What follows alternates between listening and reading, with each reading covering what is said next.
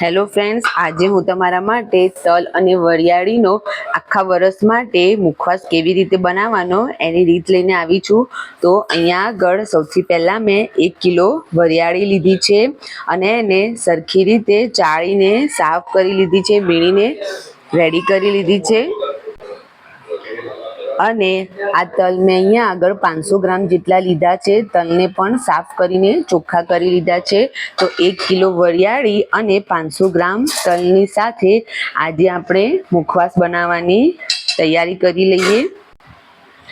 અને આ મુખવાસ બનાવવા માટે અહીંયા આગળ મેં કાચી કેરીનું પાણી તૈયાર કર્યું છે. તો આ પાણી બનાવવા માટે મેં એક નાની કાચી કેરી લીધી છે, એને છાલ કાઢીને એના ટુકડાને બોઇલ કરી લીધેલા છે અને બોઇલ કર્યા પછી એને સરખી રીતે ક્રશ કરીને ગાળી લીધેલા છે. આવી રીતે કાચી કેરીનું એક ખાટું પાણી આ મુખવાસ શેકવા માટે રેડી કરી લીધેલું છે.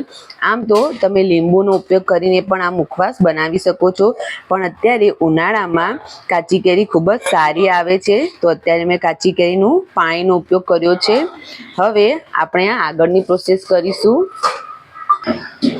હવે સૌથી પહેલાં 1 વાટકી જેટલું આ કાચી કેરીનું પાણી લીધું અને એને આવી રીતે વરિયાળી ઉપર નાખીને સારી રીતે હાથેથી આપણે આ પાણીને વરિયાળીને મોળી લેવાની છે અને થોડું મીઠું લેવાનું છે.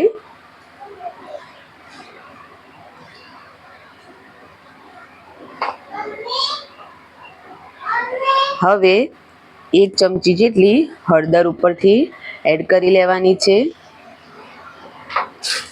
આ બધાને સરખી રીતે હલાવીને વરિયાળીને સારી રીતે મોળી લેવાની છે. જેવી રીતે આપણે દિવેલની મદદથી ઘઉં મોઈએ છીએ, બસ એવી જ રીતે આ ખાટા પાણી, હળદર અને મીઠાથી વરિયાળીને પણ મોળીને રેડી કરી લેવાની છે.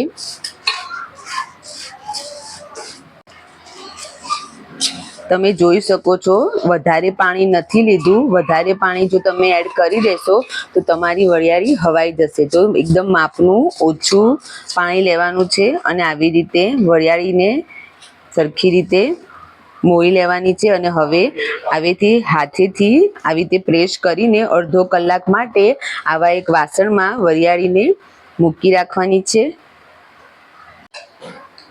હવે આ તલમાં પણ સેમ વરિયાળીની જેવી રીતે થોડું ખાટું પાણી એડ કરીને તલને પણ સારી રીતે મોળી લેવાના છે. તલની ઉપર પણ હળદર અને મીઠું એડ કરી લેવાનું છે.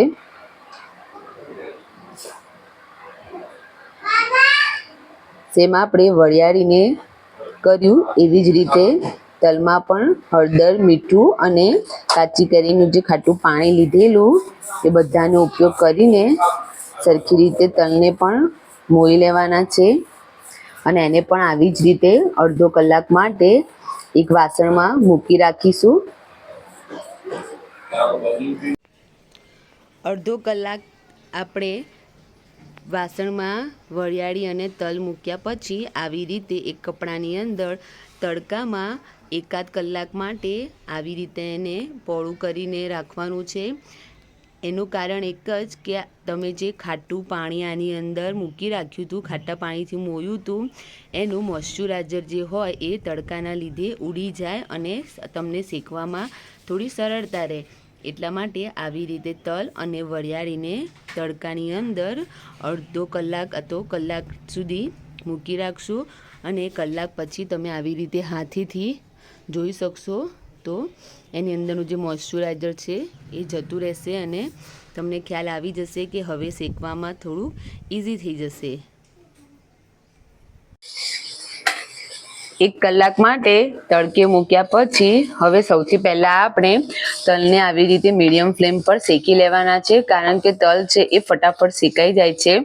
તો સૌથી પહેલાં આપણે તલને આવી રીતે મીડિયમ ફ્લેમ પર હલાવતા રહીને શેકી લેવાના છે. આ મુખવાસ આપણા હેલ્થ માટે બહુ જ ફાયદાકારક છે. એમાં પણ તલ છે એ સૌથી વધારે કેલ્શિયમ ધરાવે છે. તો નાના બાળકોથી લઈને મોટા બધા માટે કેલ્શિયમની ભરપૂર એવા આ તલ આપણે અલગ અલગ પ્રકારે ખાવામાં રોજિંદા જીવનમાં ઉપયોગમાં લેવા જોઈએ. એમાં અત્યારે જે આપણે વરિયાળી અને તલનો મુખવાસ બનાવીએ છીએ એ સવાર સાંજ ડેલી જમ્યા પછી એની આદત પાડી લેવી જોઈએ. અડધી અડધી ચમચી પણ જો તમે તલ ખાઈ લેશો તો તમારા શરીરમાં કેલ્શિયમની ઉણપ ક્યારે પણ નહીં થાય. જો તમારા ઘરે નાના બાળકો તલ આવી રીતે મુખવાસમાં ખાવાનું ના પસંદ કરતા હોય તો બાળકો માટે તમે આ તલમાંથી જે સુખડી બનાવીએ છીએ ઘી ગોળની મદદથી એ સુખડી પણ બાળકોને ખવડાવી શકો છો. પછી કાળા તલ બજારમાં મળે છે તો કાળા તલની પણ સુખડી બાળકો માટે બહુ જ ફાયદાકારક છે. તો તલનો કોઈ પણ પ્રકારે બાળકોના શરીરમાં તલનો વધારે પડતો વપરાશ થાય, ઉપયોગ થાય એવું કરવું જોઈએ. જે બાળકો રાત્રે પથારીમાં પેશાબ કરી જાય છે, ઘણા બાળકોને તકલીફ રહે છે, તો એ બાળકો માટે કાળા તલ ખૂબ જ ફાયદાકારક રહે છે. એમની એ સમસ્યા પણ કાળા તલ દ્વારા દૂર થઈ જાય છે. ઓછામાં ઓછી 10 થી 12 મિનિટ આવી રીતે મીડિયમ ફ્લેમ પર આપણે આને હલાવતા રહીશું.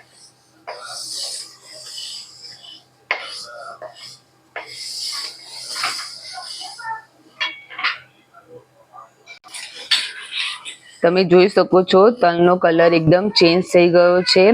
તો આ સ્ટેજ પર આપણને ખબર પડી જશે, લાઇટ ગુલાબી કલર આવશે એટલે કે આપણા તલ શેકાઈ ગયા છે. તો માત્ર 10 થી 12 મિનિટમાં શેકાઈ જશે, કારણ કે આપણે આને તડકે મૂકેલા એટલે પાણીનું જે મોઇસ્ચર છે બધું ઉડી ગયું છે. હવે ગેસ બંધ કરી દેવાનું છે અને આપણે આને એવી રીતના એક વાસણમાં નીકાળી લઈશું. અને સેમ આ જ પ્રોસેસથી વરિયાળીને પણ ધીમી આંચ પર શેકી લેવાની છે.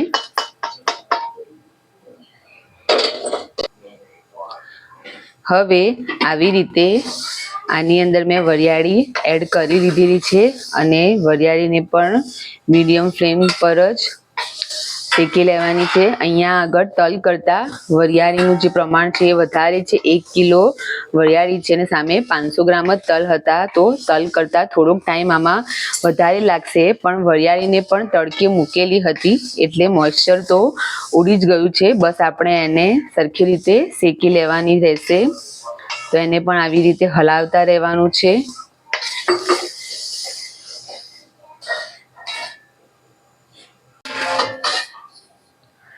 તો મિત્રો વરિયાળીનો પણ કલર ચેન્જ થઈ ગયો છે. તો હવે ખ્યાલ આવી જશે આપણને કે વરિયાળી પણ સારી રીતે શેકાઈ ગઈ છે. એને પણ આવી રીતે એક વાસણમાં કાઢી લેવાની છે. તલ અને વરિયાળી બંનેને શેક્યા પછી આવી રીતના કોઈ પણ ઝીણી ચાળણીથી તમારે એને ચાળી લેવાના છે, કારણ કે આની અંદર જે પણ એક્સ્ટ્રા મીઠું હશે એ બધું નીકળી જશે. હવે આ બંનેને અલગ અલગ ચાળી લીધા પછી એક ડબ્બાની અંદર તલ અને વરિયાળીને આપણે મિક્સ કરી લેવાના છે.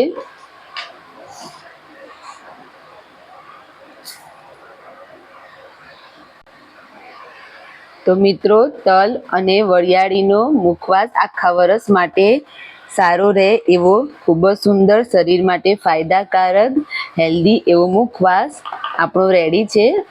આને તમે ગમે તે આવા એક ડબ્બામાં સ્ટોર કરી શકો છો. કમ્પલસરી નથી કે આ જ ડબ્બો વાપરવો, કોઈ પણ ડબ્બામાં તમે રાખી શકો છો. અને મારા જેવો તમે પણ મુખવાસ બનાવો અને મુખવાસની આ રીત તમને કેવી લાગી મને કમેન્ટમાં જરૂર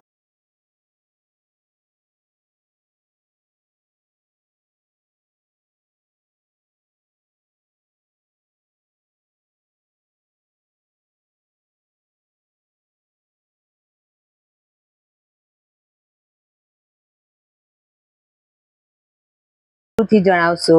થેન્ક યુ.